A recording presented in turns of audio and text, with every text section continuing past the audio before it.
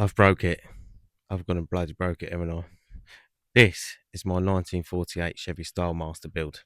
Now, I bought this as a project build, as a flipper. I bought it to do it up because it was in ruins. I built it, done it up. I'm still not finished. I'm halfway through. Um, but the whole idea is that I build it and eventually I will sell it. And then by the next one, move on, do another series, do another build. So I got this to a point where it's running and driving on the road. Happy as Larry, right? All the things that could have broken, broke. I fixed them all. Sorted the paintwork out, gave it a coat of 2K in a Destroyer Grey. Destroyer Grey? Battleship Grey? Yes, Destroyer Grey. And I don't like the accents and the bumpers and the grills. If you have a look, they're all gloss black. A couple of things have fallen off since, hence the cable ties. I still need to sort them out. But what's happened is I broke it. So I was driving it the other day. I hit what I thought was a massive pothole, and then my transmission went. I hit my transmission, didn't I? Now, although it's not cracked it, it seems to have punted it and released the gasket the entire way around, and it's now doing a full 360 leak.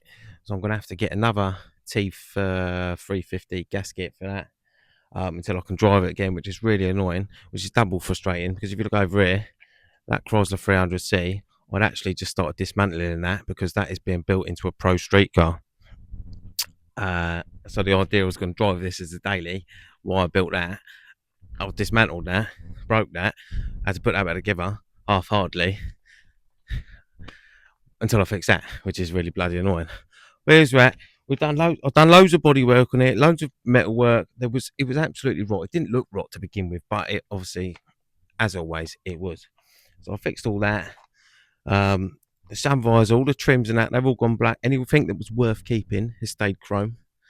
Come around here.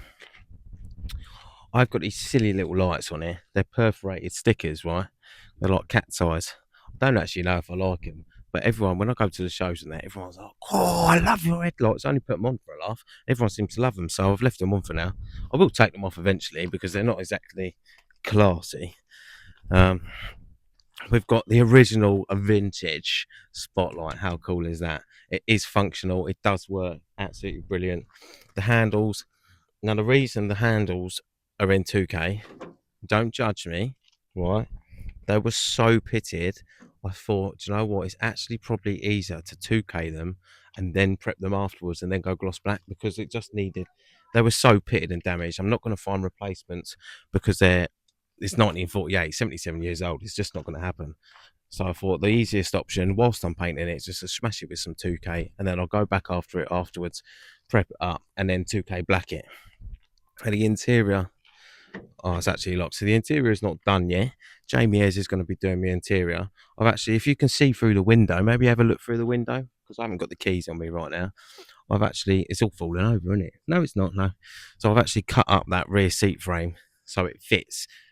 The seats itself was actually from a Chevy Fleet line, and this is a Chevy style line. It's slightly different shape, so I had to cut it up, re-weld it up in a different shape. Now it fits mint. So Jamie is going to come out. He's going to do all the upholstery. He's going to do the headliner. He's going to do the front and rear seats, and then I think I'm doing the parcel shelf, door cards, and the carpets. Which should be a laugh because I'm useless about upholstery. Hence why I got Jamie to do it.